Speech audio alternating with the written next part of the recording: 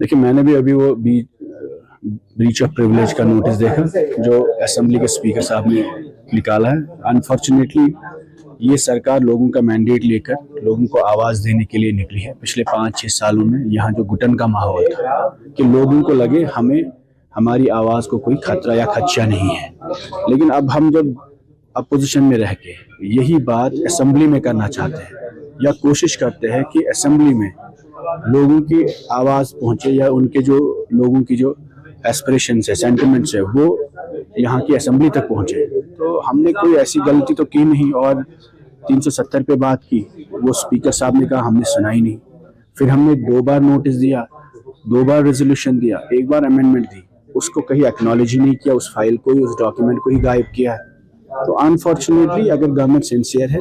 तो कम से कम अगर बाहर कुछ नहीं, सड़कों पे नहीं, इस वक्त भी नौजवानों के खिलाफ पब्लिक सेफ्टी एक्ट लग रहे हैं, कोई मजबत नहीं हुई उनके यहाँ से। और हम लोग जो वहाँ पे कोशिश कर रहे हैं, 3, 4, 5 लोग हम टोटल है अपोजिशन के एमएलए जो बात करने की कोशिश कर रहे हैं, और उस पर भी अगर ये ब्रीच ऑफ प्रिविलेज की मोशन चलाना चाहते हैं, डराना चाहते हैं, धमकाना चाहते हैं, गर्ज ये है कि दे वांट टू साइलेंस अस, ये हमारी आवाज़ को बंद करना चाहते हैं। हम इस चीज़ से डरेंगे नहीं, उसका जवाब भी देंगे, लेकिन उसके साथ साथ लोगों को भी पता होना चाहिए कि ये जो ब्रीच ऑफ प्रिविलेज मोशन निकला है ये इस बात पे निकला है क्योंकि हमने एक लेजिस्लेटर को वहाँ पे असेंबली में रोका जब उन्होंने कहा जमात इस्लामिया के खिलाफ एक रिमार्क पास किया और मुफ्ती साहब के खिलाफ उन्होंने एक रिमार्क पास किया, तो हमने उसकी रेजिस्टेंस दिखाई और हमने कहा ये हमें कबूल नहीं है। इन चीज़ों पर अगर ये हमें डराएंगे, धमकाएंगे तो इनको गलतफहमी है, हम ना इन चीज़ों से डरेंगे और ना ही इनकी ऐसी हरकतों से हम लोग रुकेंगे। देखिए, मैंने भी अभी वो ब्रीच ऑफ प्रिविलेज का नोटिस देखा जो असेंबली के स्पीकर साहब ने निकाला है। अनफॉर्चुनेटली ये सरकार लोगों का मैंडेट लेकर लोगों को आवाज़ देने के लिए निकली है। पिछले 5-6 सालों में यहाँ जो घुटन का माहौल था कि लोगों को लगे हमें हमारी आवाज़ को कोई खतरा या खदशा नहीं है, लेकिन अब हम जब अपोजिशन में रह के यही बात असेंबली में करना चाहते हैं या कोशिश करते हैं कि असेंबली में लोगों की आवाज़ पहुंचे या उनके जो लोगों की जो एस्पिरेशंस है, सेंटिमेंट्स है, वो यहाँ की असेंबली तक पहुंचे, तो हमने कोई ऐसी गलती तो की नहीं। और 370 पे बात की, वो स्पीकर साहब ने कहा हमने सुना ही नहीं। फिर हमने 2 बार नोटिस दिया,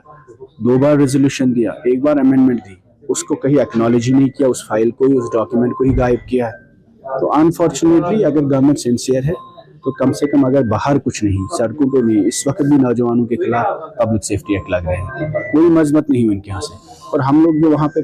कोशिश कर रहे हैं, 3, 4, 5 लोग हम टोटल है अपोजिशन के एमएलए जो बात करने की कोशिश कर रहे हैं, और उस पर भी अगर ये ब्रीच ऑफ प्रिविलेज की मोशन चलाना चाहते हैं, डराना चाहते हैं, धमकाना चाहते हैं, गर्ज ये है कि they want to silence us,